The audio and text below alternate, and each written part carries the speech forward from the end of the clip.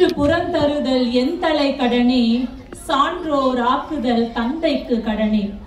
வேல் வடித்து கொடுத்தல் கொள்ளற்கு கடனே, நன்னடை நல்கல் வேந்தற்கு கடனே. யார் யார் என்னென்ன கடமைகளை செய்ய வேண்டும் என்று சொன்ன இந்த புறநானூற்று பாடல் வரிசையில் தாய் தமிழை தழைக்க செய்வது நம் தலை கடனே என்பதையும் சேர்த்துக் கொள்வோம் என்று சொல்லி தமிழை வளர்க்க, அதன் வளத்தை பெருக்க இங்கு வருகை தந்திருக்கும் அனைத்து அன்பு நெஞ்சங்களுக்கும் அன்னை தமிழுக்கும் என் அன்பான வணக்கங்கள். சொற்கட்டு களிறு என்ற தலைப்பில் 17ஆம் நூற்றாண்டில் வாழ்ந்த அந்தகக்கவி வீரராகவர் வடித்த ஒரு பாடலை பற்றி தான் இன்று உங்களோடு பகிர்ந்து கொள்ள வந்திருக்கிறேன். அந்தக கவி என்றால் பிறவியிலேயே கண் ஒளியை இழந்தவர் என்று அர்த்தம். செவி வழி தமிழ் இலக்கிய இலக்கணங்களை கற்று கவி படைத்து தான் இழந்த ஒளியை தமிழுக்கு கொடுத்தவர்தான் அந்தக கவி வீரராகவர்.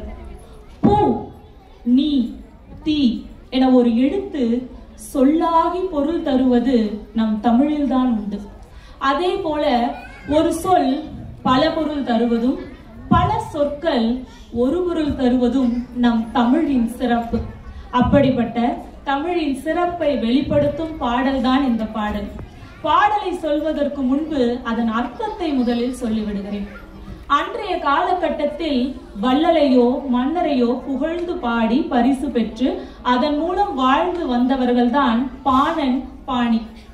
அந்த வகையில் ராமன் என்னும் வள்ளலை பாணன் புகழ்ந்து பாட அந்த வள்ளல் பரிசாக ஒரு யானையை கொடுத்து விடுகிறார். வள்ளலிடம் வேண்டாம் என்று சொல்ல மனம் இல்லாமல் அந்த பரிசை பெற்று வீடு வருகிறான் பாணன். வீட்டிற்குள் வந்த பாணனிடம் அவன் மனைவி பாணி கேட்கிறார், வானளவு புகழ்பெற்ற ராமனை பாடி என்ன கொண்டு வந்தாய் பாணா என்று கேட்கிறார். வறுமையில் இருக்கும் நமக்கு வள்ளல் யானையை கொடுத்திருக்கிறார் என்று எப்படி சொல்வது என்று தயங்கிய பாணன் யானைக்கு இருக்கும் வெவ்வேறு பெயர்களை சொல்கிறான். ஒவ்வொரு முறையும் பாணி வெவ்வேறு பொருள்களை புரிந்து கொள்கிறார். கடைசியில் யானை என்று அவள் புரிந்து கொண்டு கலங்குவதாக இந்த பாடல் முடியும். அப்படி யானைக்கு பதில் பாணன் வேறு என்ன பெயரை சொன்னான் தெரியுமா? முதலில் யானையின் இன்னொரு பெயரான களபம் என்றான். களபம் என்றால் சந்தனம் என்றும் ஒரு பொருள் உண்டு. உடனே பாணி, ஓ சந்தனமா, இங்க சாப்பாட்டுக்கே வழி இல்லையா, இதுல சந்தனமா, நீயே பூசிக்கோ என்றான். என்னடா இது, யானைன்னு புரிஞ்சுப்பான்னு பார்த்தா சந்தனம்னு புரிஞ்சுக்கிட்டாள் என்று நல்லா யோசிச்சு யானைக்கு பதிலா வேற என்ன சொல்லலாம், மாதங்கம் என்றான். உடனே பாணிக்கு ரொம்ப மகிழ்ச்சி. ஏன்னா மாதங்கம் என்றால் மிகுந்த தங்கம் என்றும் ஒரு பொருள் உண்டு. பாணா, வள்ளல் நிறைய தங்கம் கொடுத்திருக்காரா, நமக்கு வாழ்வுதான் என்று மகிழ்ந்தாள் பாணி. ஐயோ, இவன் என்ன தங்கம்னு நினைச்சிட்டாலே, தங்கம்லாம் இல்ல, வேழம் என்றான். வேழம் என்றால் யானையும் என்று ஒரு பொருள் உண்டு. அதே சமயத்தில் கரும்பு என்றும் ஒரு பொருள் உண்டு. உடனே பாணி, ஓ கரும்பா, நீயே சாப்பிடு என்றான். என்ன சொன்னாலும் தவறாவே புரிஞ்சுக்கிறாளே, வேற எப்படி சொல்லலான்னு நல்லா யோசிச்சு பகடு என்றான். பகடு என்றால் யானைன்னு சொல்லலாம், உழவு மாடுன்னு சொல்லலாம்.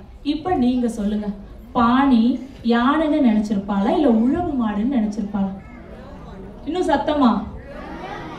அதேதான். இதுல இருந்து என்ன தெரியுது? கணவன் எது சொன்னாலும் மனைவி தவறாதான் புரிஞ்சுப்பாங்கன்னு சொல்லப்படும். இங்கு நாம் புரிந்து கொள்வது என்னவென்றால் அவர்களுடைய வறுமை. புலமை இருந்தாலும் அங்கு வறுமையும் இருந்தது. அந்த வறுமையின் காரணத்தினால்தான் பாணிக்கு யானைன்றதே நினைவுக்கு வரல. வள்ளல் ஏதாவது கொடுப்பாரா, அதை வச்சு நம்ம நல்லா வாழ்ந்துட மாட்டோமான்ற எண்ணம் மட்டும்தான் பாணிக்கு இருந்தது. அந்த எண்ணத்தை உணர்ந்துதான் பாணன் நேரடியாக யானைன்னு சொல்லாம யானைக்கு இருக்கிற இன்னொரு பெயரான கம்பமா என்றான். கம்பமா என்றால் கம்பு மாவு என்றும் ஒரு பொருள் உண்டு. உடனே பாணி, ஓ கம்பு மாவா, நல்லா களி செஞ்சு சாப்பிடலாம் பாணா என்றான். பொறுமையை இழந்த பாணன் கைமா என்றான். துதிக்கை கொண்ட யானையை கைமா என்று அழைப்பர் என்று பாணிக்கு தெரிந்திருந்தது. உடனே நம் வயிற்றுக்கே வழியில்லாத நிலைமையில் யானை வேறா என்று பாணி கலங்குவதாக அந்த பாடல் முடியும். இப்பொழுது அந்த பாடலை சொல்கிறேன். இம்பர்வான் எல்லை ராமணியே பாடி என் கொணர்ந்தாய் பாணா என்றாள் பாணி. வம்பதாம் களபம் என்றேன், பூசும் என்றாள், மாதங்கம் என்றேன், யாம் வாழ்ந்தேன் என்றாள், பம்பு சீர் வேடம் என்றேன், தின்னும் என்றாள், பகடு என்றேன் உழும் என்றாள், பழனம் தன்னை கம்பமா என்றே நல் கலியாம் என்றாள், கைமா என்றேன் சும்மா கலங்கினாலே. என்ன ஒரு சுவையான பாடல் பாருங்கள். பெரும்பாலும் யானை, களிறு, பிடி என்றுதான் பயன்படுத்தி வருகிறோம். ஆனால் அதை தாண்டி கலவம், மாதங்கம், பகடு, வேழம், கம்பமா, கைமா என எத்தனை சொற்கள் இருக்கிறது, நம்மை பிரமிக்க வைக்கிறது. இது போன்று கோடிக்கணக்கான சொற்கட்டுகளையும் பொருள் நெறிகளையும் தன் இலக்கியங்களுக்குள் பொதிந்து வைத்திருப்பவள் தான் நம் தமிழ் தாய். இது போன்ற சங்க பாடல்களை படிக்க படிக்க நமக்கு பல சொற்கள் கிடைக்கும், மனம் பண்படும், வாழ்க்கை மேம்படும் என்று சொல்லி நல்வாய்ப்பிற்கு நன்றி கூறி விடைபெறுகிறேன். நன்றி. அருமை அருமை.